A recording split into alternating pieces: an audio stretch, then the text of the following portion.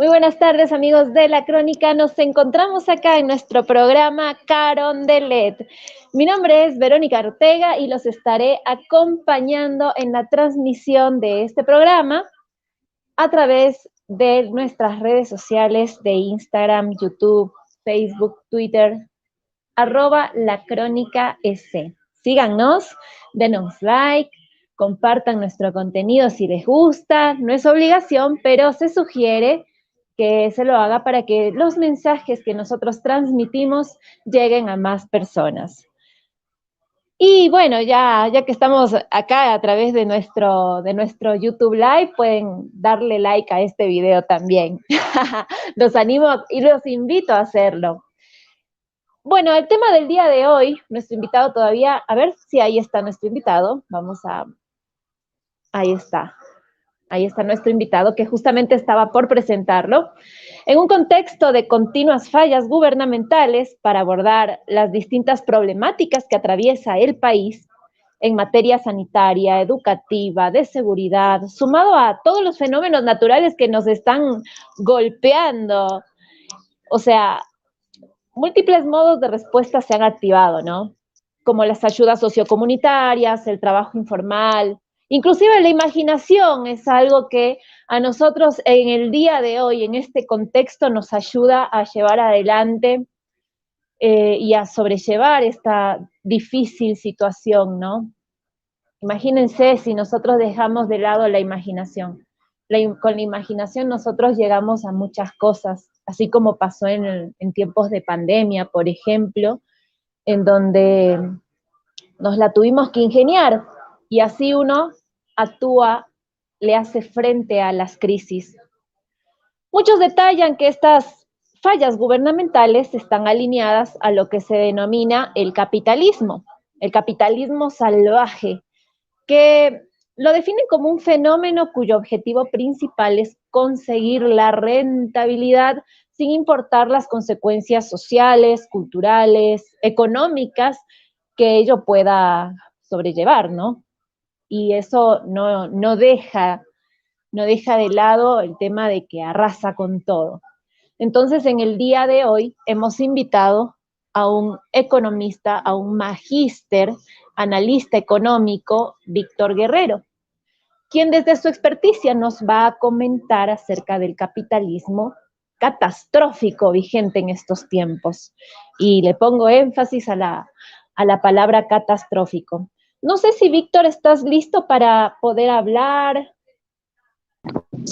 Ya estoy llegando para poner la iluminación. Tranquilo, tranquilo, te esperamos. Vamos a ser pacientes con Víctor, que se está preparando. Es una noche, tarde-noche, bastante especial para la comunidad ecuatoriana, tanto en el exterior como la que está viviendo en el territorio ecuatoriano. ¿Por qué? Porque hoy juega la selección, hoy vine vestida.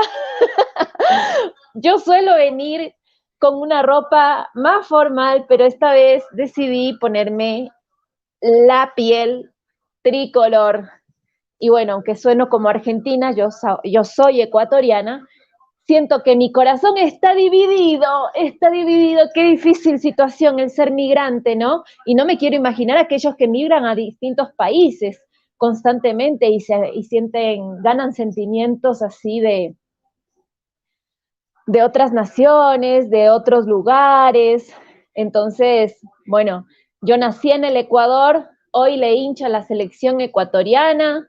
La Argentina vivía el triunfo del Mundial anterior y lo celebré. No tienen idea de cómo celebré a lo grande el espíritu argentino con todas las de ley. Ellos tiraron la casa por la ventana, algunos se colgaban en el semáforo. No sé si habrán visto ustedes cómo los pibes estaban celebrando, se trepaban en los semáforos y bueno, hubo algunos accidentes, algunos inconvenientes, porque no está bueno celebrar de ese modo, pero la euforia le ganó a todo esto y muchos se han visto heridos, se han visto lastimados. Aunque vamos a contar la parte positiva. Yo me acuerdo que la vez que ganó la Argentina el Mundial, yo no lo podía creer. Primero porque estaba allá en la Argentina y la sufrí muchísimo. Ese partido, Dios mío, ay no, ese partido me acuerdo que mis vecinas ellos tienen la costumbre de llamar cábalas a lo que te surte efecto en el momento en que pasan las cosas positivas. Bueno, cuando había ganado la Argentina, en el partido anterior al que ganó el campeonato, el mundial, fue algo que me comentaba la vecina. Nosotras vimos todos los partidos en pijamas. Entonces, tenemos que ver sí o sí todos los partidos en pijamas. Uy, no te me caigas, che, ese celular. Vamos a ver todos los partidos en pijamas porque es nuestra cábala. Así es como ellos le llaman a lo que vendría a ser esta especie de suerte. Y en medio de esta cábala, todos tratamos de ver el partido de la misma forma que lo vimos antes, con la misma gente, ellas con pijama, algunos se ataban a la abuela viejita y la tenían ahí al lado de cada partido hasta que llegó el momento de la victoria. Bueno, acá tenemos un saludo especial de Alejandro Díaz, que dice: saludos a Víctor, aprecio mucho su predisposición de siempre compartir su conocimiento.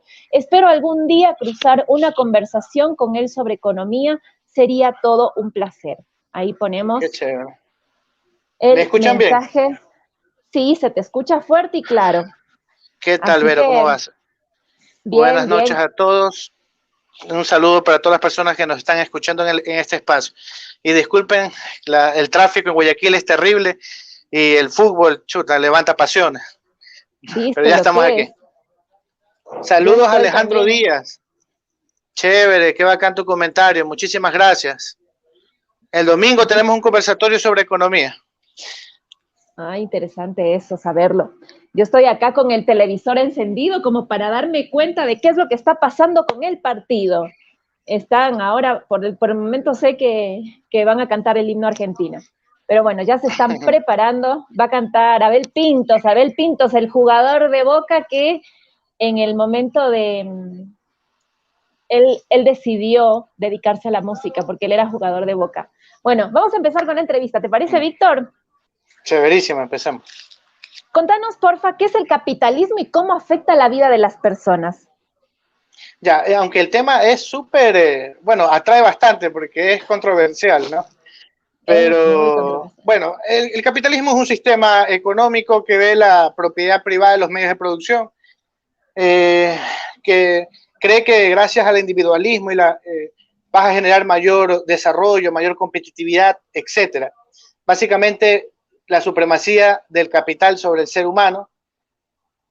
Y bueno, eso, aunque esos son los conceptos generales del Ya, capitalismo en sí.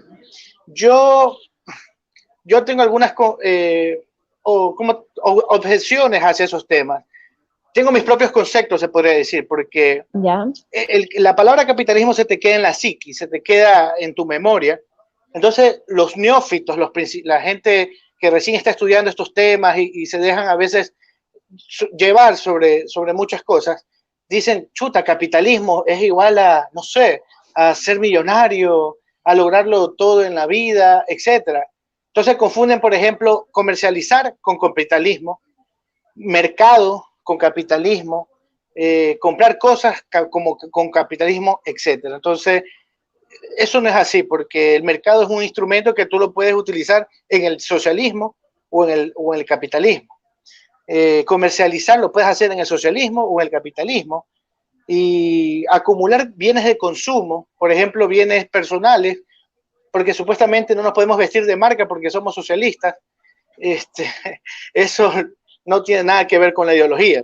Es mecanicista pensar que una situación material inmediatamente conlleva una situación ideológica, porque las ideologías se basan en la conciencia social, en los valores y podría decirse también en los medios de producción. Pero ahí tengo ciertos dilemas. Eso básicamente es el capitalismo y sus vertientes como el neoliberalismo.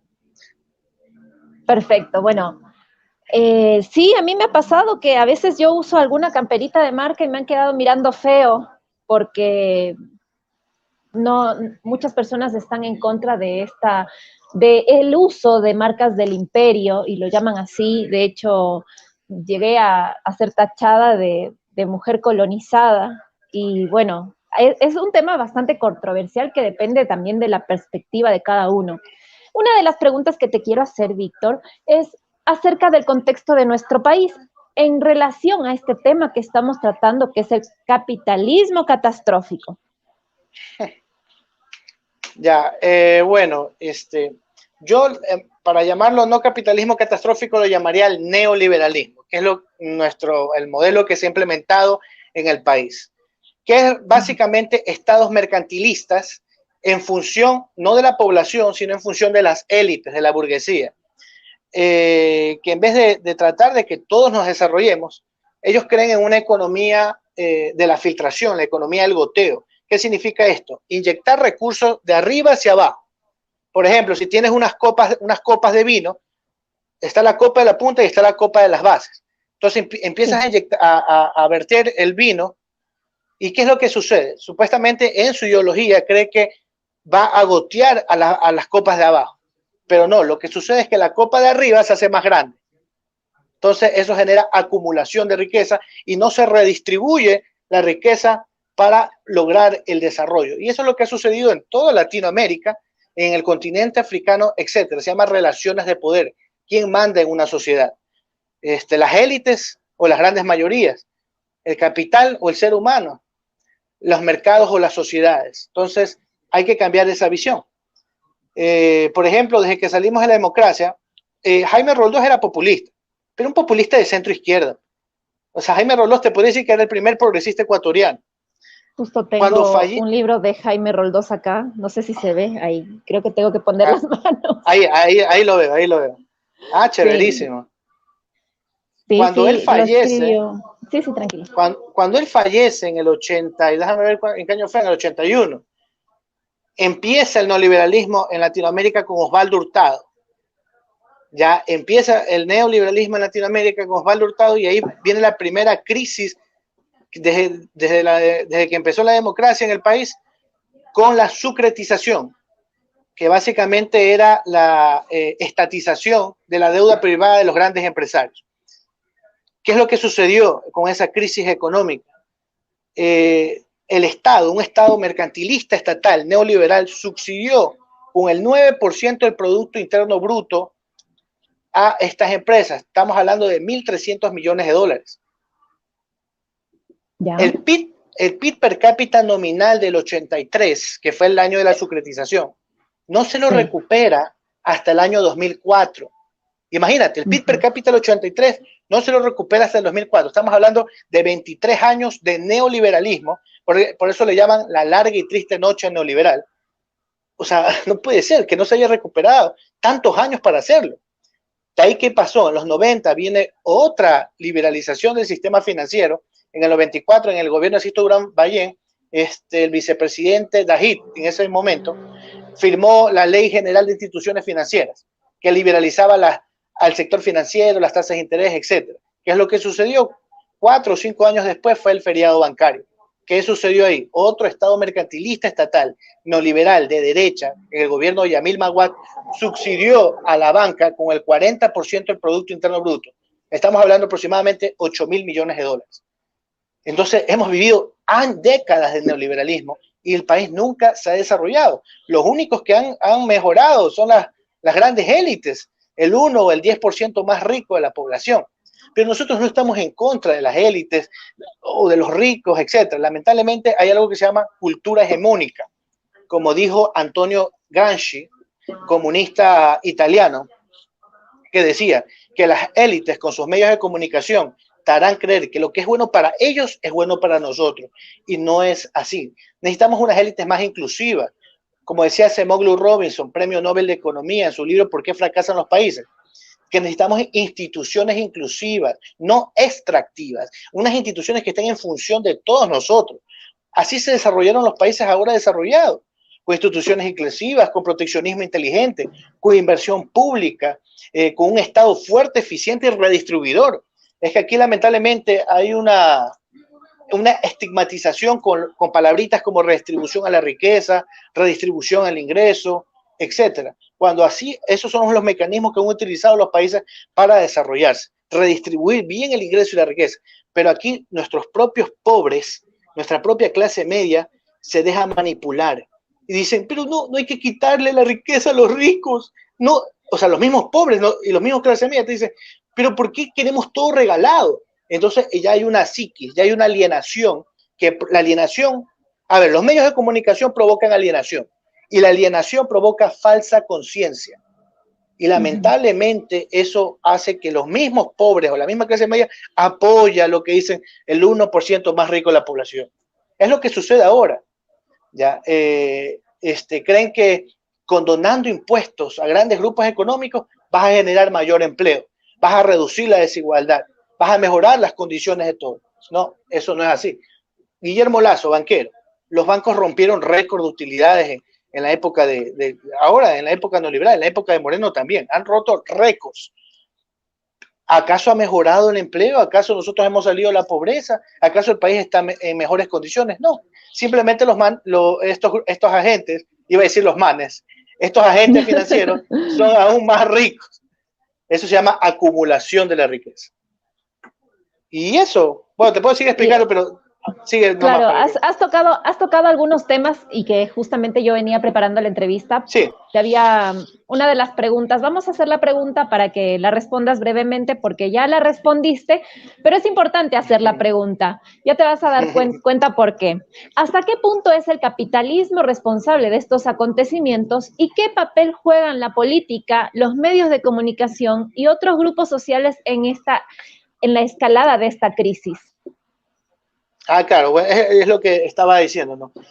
No, tiene que ver muchísimo, porque es lo que hace, porque, por ejemplo, el dueño de un banco que quiere, si el Estado quiere aplicar una ley, por ejemplo, incrementar el coeficiente de liquidez doméstica para que los bancos no saquen plata del país, para que tengan esos recursos dentro del flujo circular de la economía, viene el dueño de un banco que también es el dueño de un canal y empieza a decir todo un discurso antiestatal, que el Estado nos quiere usufructuar de nuestros recursos y no quiere que nosotros tengamos la libertad de sacar nuestros recursos afuera, y te dice, tú ecuatoriano, el Estado te prohíbe que saques tus recursos del país. Eso, estás en contra de la libertad, es un estatismo puro, una dictadura. Entonces manipulan los medios de comunicación a la sociedad.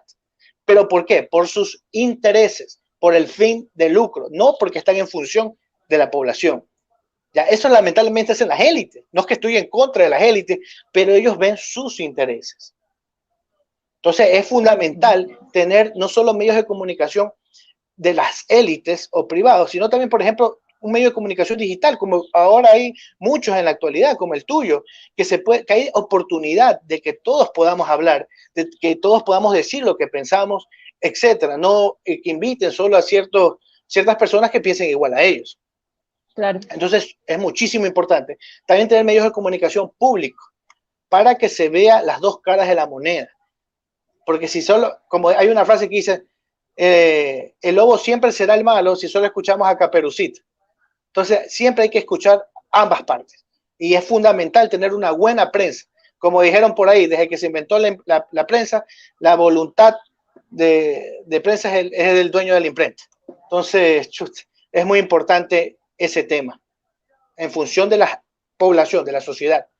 Y así mismo es, y créeme que como directora de un medio de comunicación, a veces es difícil posicionarse de forma imparcial, porque digamos que yo puedo creer que lo que tú dices está mal y tú puedes creer que lo que yo sostengo está mal, pero acá la verdad, nosotros no somos los dueños de la verdad, no tenemos que ser los dueños de la verdad. Tú también eres comunicador desde tus redes sociales y ninguno es dueño de la verdad. Creo que uno tiene que contar las distintas perspectivas y que la gente saque sus propias conclusiones, porque al final la gente debería tener también pensamiento autocrítico y ver y decidir y tener esa libertad y derecho a la información, porque un medio de comunicación que está informando de forma parcializada está negándote el derecho a que vos sepas la verdad absoluta.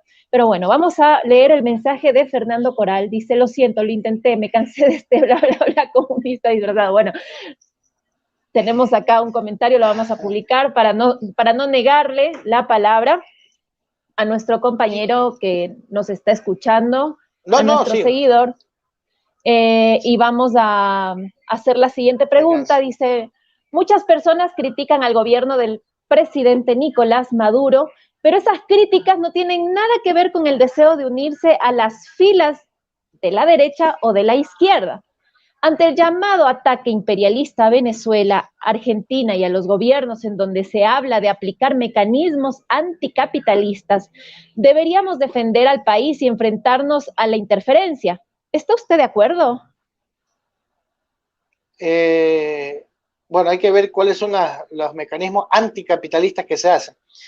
Pero, a ver, yo no estoy en contra del imperio. A mí me molesta cuando alguien de izquierda dice que hay que luchar contra el imperialismo. Para mí, Estados Unidos lo único que tiene de capitalista es la Estatua de la Libertad.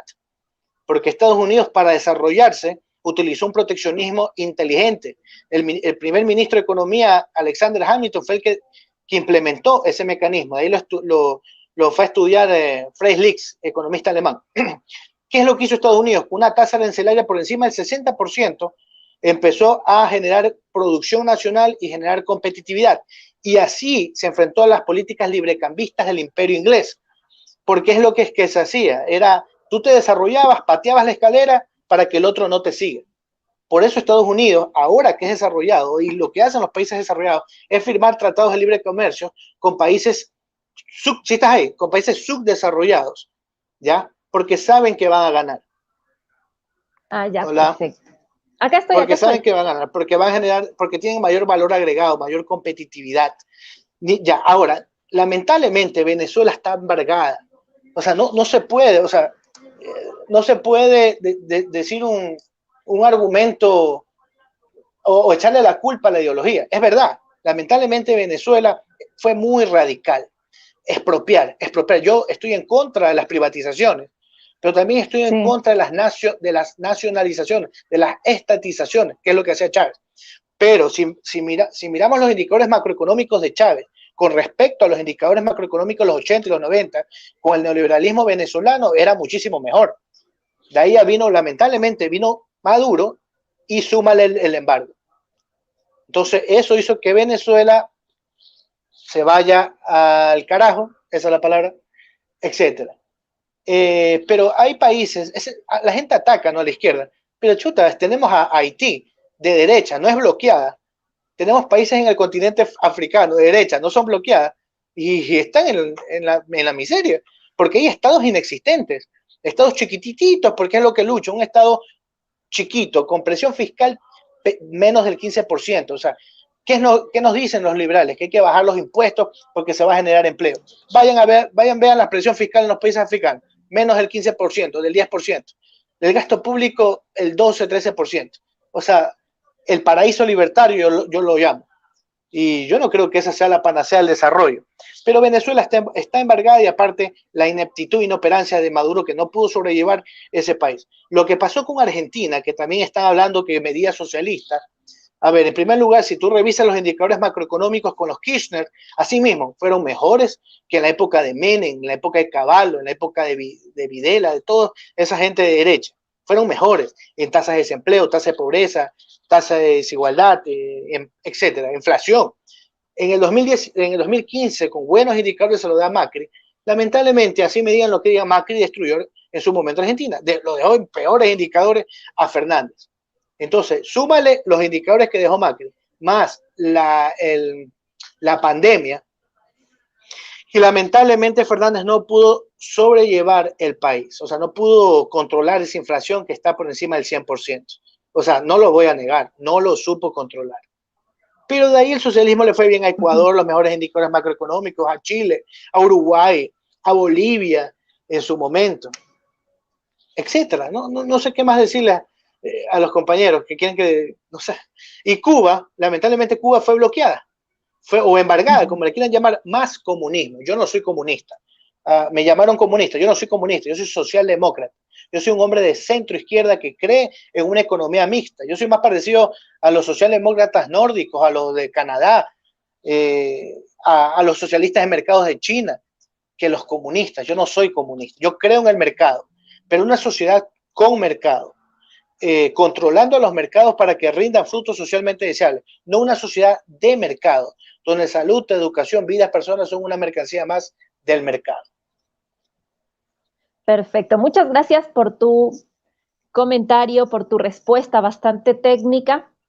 Quiero hacer una pausa para comentarles que ya están cantando el himno nacional, ya empieza el fútbol, así que ¿por quién vas a hinchar, Víctor? La patria es esto, es por Ecuador, por supuesto, mi país, mi querido país. Yo estaba acá con el corazón dividido, les estaba comentando a los que nos están escuchando que tengo el corazón dividido porque yo viví muchos años en Argentina, muchísimos, pero hoy me puse la piel ecuatoriana. Víctor, ¿y cuánto crees que gane el Ecuador? Yo espero un 3-0, pero para ser normal, o sea, un comentario más real, podría decirte un 2-0. Pero hay que ver, porque lamentablemente los ecuatorianos, por la novelería, siempre se dejan llevar por Messi, Messi, Messi, y a veces por ahí creo que no juegan tan fuerte. Pero esperemos que le ganen a Argentina. Sí, yo creo que Ecuador merece la oportunidad de estar en el triunfo. Sí, bueno, vamos a continuar con la entrevista. Traigamos al presente a Simón Bolívar. ¿Qué cree Víctor que haría el Libertador en nuestros tiempos actuales en donde se vive un capitalismo reinventado, más tecnologizado, post pandemia, en plena crisis en distintos países de la región? Después de la pandemia uno se dio cuenta que realmente lo que ayudó de nuevo a mejorar los países fue el keynesianismo. O sea, el poder del Estado, no tanto el poder del capital o del mercado. Simón Bolívar lo que haría, crearía bloques económicos, sociales, políticos en todos los países, incluso apoyaría, yo creo, una moneda regional, porque en bloques somos más fuertes, podemos enfrentarnos a quien sea, pero separados no somos absolutamente nada. Mira, solo el Producto Interno Bruto. América Latina representa lo mismo en Producto Interno Bruto que Japón. O sea, son iguales América Latina con Japón. Imagínate, o sea, tan fuerte es Japón. ¿Ya? ¿Y qué es lo que más representa América Latina? Brasil y México, porque son los países más grandes en el PIB. Entonces, debemos estar unidos. Pero imagínate si estuviéramos separados, como lo estamos. Que el PIB de Ecuador comparado contra Japón no es nada, pues. Por eso tenemos que unirnos, así sea como bloques. Por ejemplo, también tener un banco aquí en Latinoamérica para tener nuestras reservas, no en Suiza, sino aquí en nuestro continente. Nos ayudaremos muchísimo en todos los países, porque podemos utilizar las reservas para generar proyectos de inversión del 20, el 30%, generar rentabilidad, salir del subdesarrollo, generar competitividad sistémica, que es lo que necesitamos, porque hay mucha estigmatización con las reservas, que si me lo preguntas después te lo puedo explicar. Pero eso es lo que pensaría Simón Bolívar. Sí, es algo que tiene que ver mucho con el proyecto de la Patria Grande, pero diría yo en el lado de la monetización, o sea, trabajar en conjunto como países para superar algo. Es un tema bastante interesante lo que planteas, sobre todo porque a mí me hace ruido el tema de que los países se pongan de acuerdo para trabajar en un proyecto en común, porque no es fácil que se organicen los países y puedan llegar a ese punto en común, ¿no? O sea, creo que en un aula, por ejemplo, a veces uno quiere buscar un punto en común después de una clase y no se logra encontrar. Entonces, imagínate en un país en donde hay mucha más gente, y ponerse de acuerdo con otros países y que hay tanta... Exacto. No quiero sonar pesimista, pero existen pros y contras. Bueno, Vamos a la siguiente pregunta. Supongamos que el capitalismo no podrá ser superado en el futuro previsible, incluso si eso fuera deseable. Sin embargo, ¿es necesario evitar ahora las crisis vigentes? ¿Hay alternativas políticas a nuestro alcance para las cuales no sería necesario cambiar fundamentalmente el sistema mundial capitalista? Capitalismo, capitalismo y capitalismo.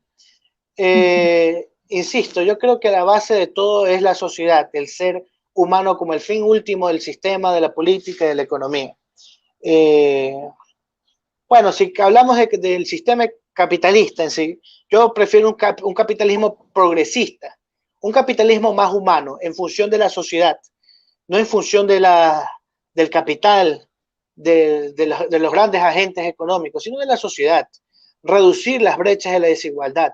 Si nuestras élites fueran más pilas, más inteligentes, sabría que si nosotros le damos mayores oportunidades a los más pobres, si reducimos la brecha de la desigualdad, va a haber mayor ingreso. Y a mayor ingreso, mayor liquidez, se genera mayor consumo. Y a mayor consumo se genera mayor producción. ¿Qué significa esto? Que vamos a tener más gente que consuma y eso le va a ayudar a nuestras élites, a los grandes empresarios, a las pymes, a los pequeños, medianos empresarios, etcétera. Y eso va a generar mayor empleo. Entonces lo que se necesita es un capitalismo más humano en función de la población, que dé bienes públicos, que genere educación, salud, seguridad gratuita para las personas que no tengan cómo pagárselas. Porque eso es lo que la gente no entiende.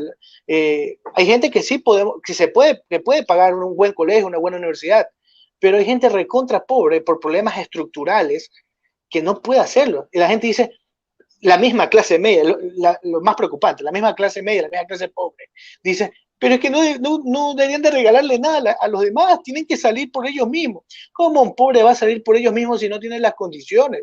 Ya son problemas estructurales, el Estado tiene que intervenir para tratar de reducir la tasa de pobreza, dar condiciones de vida a esa sociedad. Entonces, así salimos del subdesarrollo, brindando educación. La educación es un factor de desarrollo a largo plazo. Dar esas Así mismo es. oportunidades, etcétera, mejorar la familia, tengan empleo, generen competitividad. Pero bueno, y así reducimos la inseguridad. Todo está relacionado, todo está articulado, porque la seguridad es por dos cosas, por delincuencia organizada y delincuencia común. Y la delincuencia común por lo general viene relacionado con la pobreza. Y, Exacto, así mismo es. y la Y yo, delincuencia organizada más por los bienes, por ambiciones, fin de lucro, etcétera. y ahora que te estaba escuchando acerca de todo lo que hablas, son derechos humanos, la educación, la alimentación, la salud, la seguridad, son derechos humanos y que o sea, no pueden ser separados de la persona. Entonces, en ese aspecto es como que sí sería un mundo mejor si es que nosotros tuviésemos todos acceso a los derechos humanos, pero a veces vos te encuentras tal vez una persona que tuvo acceso a la educación y quiere ser atendido por el sistema de salud, tiene que estar mendigando, peregrinando para poder tener accesibilidad al sistema de salud. No hace falta ser pobre para que nosotros, digamos, no tenemos acceso al sistema de salud. Nos pasa a la gente que tuvo acceso a la educación, imagínense. Bueno, vamos a continuar con la siguiente pregunta. La batalla de opiniones se está volviendo cada vez más dura. El irracionalismo se está extendiendo y la frustración es simultáneamente promovida y canalizada por fuerzas radicales con propuestas políticas que destrozan la democracia. Mientras tanto, crecen las protestas en apoyo para la seguridad, la justicia social, etc. ¿Cuál cree que son los desafíos estratégicos clave para los movimientos progresistas, especialmente cuando se trata de las elecciones presidenciales del Ecuador? A ver, lo que nosotros buscamos los progresistas en sí es un Estado que esté, o un gobierno que esté en función de todos nosotros, del 100% de la población, pero sobre todo del pueblo, ¿no? De la clase media, de la clase baja, etcétera, que nos brinden esa seguridad que ahorita estamos necesitando, esa educación, esa salud, es que no hay bienes públicos de consumo, no hay medicinas en los hospitales, no hay computadoras, no hay pizarras en los colegios, no hay ambulancias, no hay patrullas para los policías, armamentos, servicios de inteligencia, cámaras, o sea, no hay absolutamente nada, eso es falta de Estado. O sea, eso es falta de Estado, de dejar que las cosas se hagan, laissez faire, dejar hacer, dejar pasar, dejar que el mercado haga todo. No invertir, porque tienen esa visión de que si reducimos el Estado, si reducimos la inversión pública, vamos a lograr el desarrollo. Entonces, lamentablemente, cuando hay... ¿Y por qué es esto? Porque ellos quieren provocar un superávit fiscal. Cuando hay un superávit fiscal en el Estado, hay un déficit fiscal en lo que no es Estado. ¿Qué es lo que no es Estado? La sociedad. Prácticamente tenemos un déficit cero. Hasta hace un mes anterior hace unos par meses anteriores estábamos en un déficit cero. Pero la sociedad estaba en la miseria, con una inseguridad por encima del 30 por cada 100.000 habitantes, con desempleo, la pobreza incrementado, de 24% incrementado al 27%. La gente se está muriendo en los hospitales por falta de medicinas. Entonces lo que necesitamos es un gobierno en función de la población. Ya estamos cansados de un gobierno mercantilista, estatal, neoliberal, en función de las élites, que solo piensa que la economía es contabilidad, cuando la economía, el fin último de la economía es el bienestar de la población, no reducir cifritas como el déficit fiscal, que la deuda, etc. Para el colmo, este gobierno y el anterior se endeudan. Están endeudados, tienen una deuda por encima del 70-80% del Producto Interno Bruto. ¿Y qué hicieron? No han hecho ni una sola obra, solo han hecho un poste. ¿Por qué? ¿Por qué lo hacen? Por algo que se llama la paradoja del ahorro. Y déjame explicarte eso. Esa es la visión libertaria. Esa es la visión libertaria. Aquí viene todo. Con este argumento yo puedo rebatir todo el neoliberalismo en sí. ¿Qué es lo que sucede? Con la visión de ahorrar los recursos, reducir la intervención estatal, la inversión pública, ¿qué es lo que hace? Quitas los recursos del flujo circular de economía, cae la inversión pública. ¿En qué? En infraestructura, en vialidad, en matriz productiva, en lo que es refinerías, hidroeléctricas, en la educación, en la salud, en la inseguridad. ¿Para qué? Para generar un ahorro. Entonces quitas, generas un ahorro. ¿A dónde mandas el ahorro? Lo mandas a reservas internacionales. Entonces el país se cae en pedazos. Y al caerse en pedazos, los ingresos fiscales caen, se disminuyen. ¿Qué es lo que hace el presidente de derecha, no liberal? Se endeuda y le baja tasas de interés para supuestamente inyectar algo de recursos. Medio te tapa un hueco, pero al final la diferencia lo que hace es mandarlos a reserva para garantizar deuda y que suba y se regularicen los bonos. ¿Por qué? Porque ellos son los dueños, acreedores de los bonos. Entonces ven en sí por sus intereses y no ven en función de la población. Por eso se ha incrementado la deuda, pero se ha reducido la inversión pública. Yo tengo un gráfico sobre ese tema. Entonces esa es la supremacía del capital sobre la sociedad. Pero te hago una consulta, porque por ejemplo en estos lugares como Cuba, como Venezuela, yo te escuché atentamente lo que me decías. O sea, que ellos tienen un plan en donde supuestamente están dándole la prioridad, y te digo supuestamente porque no quiero sonar a que lo estoy afirmando yo. Y que y los ves a los países en donde, por ejemplo, un país tan rico como Venezuela, que es petrolero, Cuba, que es un país bellísimo y con mucha riqueza, pero ves las edificaciones en Cuba y se está cayendo todo a pedazos. Y Venezuela, no dudo con que ya está yéndose por esa misma vía. Entonces, ¿por qué están pasando estas cosas? Si es que se supondría que lo que tú nos estás diciendo sería la parte correcta, ¿no? Exacto. Es que mira, en el socialismo hay vertientes. Está el progresismo, la socialdemocracia, el socialismo democrático, está el marxismo, el comunismo, etc. Entonces, como hay vertientes, el socialismo en ciertos países es diferente. Lamentablemente en Cuba en Cuba sobre todo hay un comunismo. El comunismo hace abstracción del mercado. No hay incentivos, no hay propiedad privada, no hay emprendimientos. Eso es lo lamentable del comunismo. Todo es público. ¿Ya? Y lamentablemente no hay un Estado que realmente quiera implementar mejores instituciones para el país, mejor calidad de vida, y por eso que Cuba se cae en pedazos. pero eso súmale también al embargo económico. Voy a tratar de no ser tan fuerte con el comunismo cubano, pero yo no soy comunista, yo soy socialdemócrata. Venezuela también tiene que ver mucho el embargo. ¿Sabes por qué? ¿Sabes cuánto exportaba Venezuela? ¿Cuánto tenía ingresos petroleros Venezuela antes del embargo? Ganaba aproximadamente 50.000 millones de dólares. ¿Sabes cuánto gana ahora? 700 millones de dólares. De 50.000 millones de dólares a solo 700 millones de dólares. ¿Cuántas veces bajó? 71 veces. Quítale pues esa liquidez a Chile con el cobre, o quítale esos ingresos a Ecuador por el petróleo.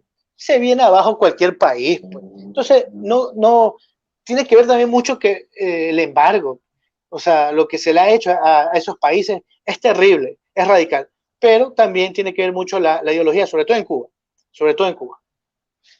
Eso te podría decir. Perfecto. Pero no, la ideología son diferentes vertientes, la izquierda tiene diferentes vertientes. Así mismo es. Te hago la última pregunta ya para cerrar con la entrevista.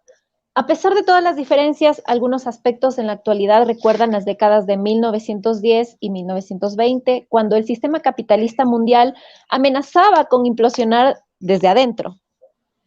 Se produjeron graves agitaciones sociales y políticas, mientras que la histeria bélica nacionalista de la Primera Guerra Mundial erosionó la paz mundial.